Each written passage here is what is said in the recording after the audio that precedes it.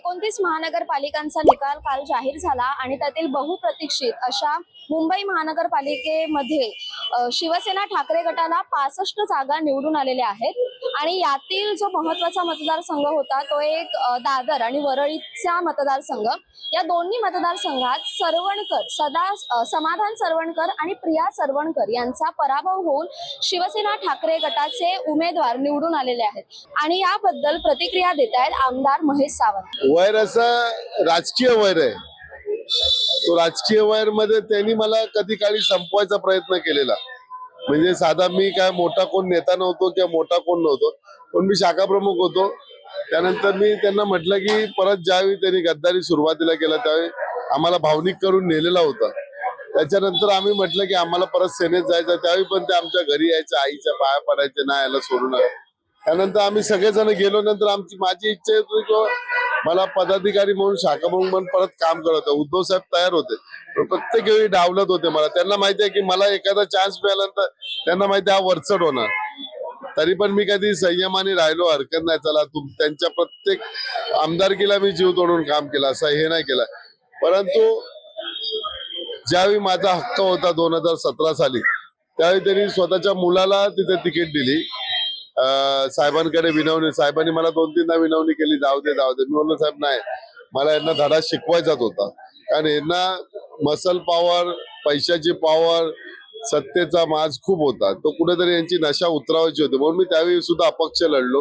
अपक्ष लढल्यानंतर सुद्धा मला त्या दिवशी पण त्यावेळी सुद्धा कुठेतरी त्यांच्यावर का पक्ष बदलला असता तर मी निवडून आलो असतो, पण मला पक्ष बदलायचा नव्हता। मला अपक्ष निवडून यांना आपली ताकद साहेबांना दाखवून यांना आपली काय ताकद आहे यांची विभागात ती दाखवायची। पण तेव्हा निसटता विजय त्यांना मिळाला, काहीतरी 170 मताचा। आणि त्यानंतर साहेबांनी मला फोन केला, मी साहेबांना डायरेक्ट म्हटलं साहेब मी कुठल्या पक्षात जाणार नाही, मी अपक्ष राहिलो का मला परत ती तुम्हालाच बक्षीस द्यायची होती। परंतु साहेब बोले तसाच जा, मी तुझ्यासाठी काहीतरी करतो। मी बोललो साहेब तुम्ही नाही केला, तुमचा आशीर्वाद आहे, तुमचा हाक कधी मारले तरी आमच्यासाठी खूप झालं। त्यानंतर यांनी तुम्ही ह्याच सेना भवन मध्ये आदल्या दिवशी मोठमोठ्या वल्गना करत होते आणि त्याच्या संध्याकाळी काय दुसऱ्या दिवशी पळाले का ना गद्दारून।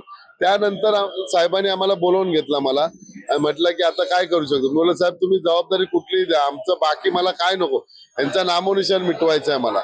आणि त्याची वेळ साहेबांनी मला मोठी जबाबदारी, ज्या दिवशी मला विभाग प्रमुख पद दिला त्या दिवशी मी सर्व समक्ष पहिला भाषण केलं, तेव्हा त्यांनाच म्हटलेलं सगळ्या सैनिकांना मला काही नको, पण सरवणकर नाव या दादर माहीम प्रभादेवी मधून पुसायचंय, त्यासाठी तुम्ही मला सगळ्यांनी सहकार्य केला। त्या काळात सुद्धा त्यांनी खूप आमच्यावरती अत्याचार केला, काय तो सगळा इथे भरून होता, हृदयात भरून होता, काहीतरी वचपा काढणार। आणि देवाच्या कृपेने मला समोर मागच्या वेळी आमदारकी दिली, त्या आमदारकीमध्ये मी त्यांना संपवलं। त्यानंतर शेवटची शपथ होती यांच्या दोन्ही मुलांना घरी बसवायचं, म्हणजे सरवणकर नाव या दादर माहीम। तो वेळ मला काल म्हणजे गेल्या 15 दिवसात मी जीव तोडून काम केलं, विशाखाताईंकडे किंवा असेल किंवा आमच्या निशिकांत शिंदेकडे जीव तोडून काम केलंय। काम एवढंच केलं की बाळासाहेबांना ज्यांनी त्रास दिला, उद्धव साहेबांना ज्यांनी त्रास दिला आणि ज्यांनी या विभागातील जनतेला त्रास दिला त्यांना घरी बसवायचा होता, तर माझी कालची शपथ पूर्ण झाली। तर आपल्यासोबत होते माहीम मतदारसंघाचे आमदार महेश सावंत। बाळासाहेब ठाकरे आणि उद्धव ठाकरे यांना ज्यांनी त्रास दिला त्यांना मी संपवणार अशी शपथ त्यांनी घेतली होती आणि आज जेव्हा सरवणकर यांच्या हातून सत्ता गेलेली आहे तेव्हा ही शपथ पूर्ण झाली असं त्यांचं म्हणणं आहे। कॅमेरा पर्सन संदेश मैनेसह मी संचारी आकेरकर, टाइम महाराष्ट्र, मुंबई।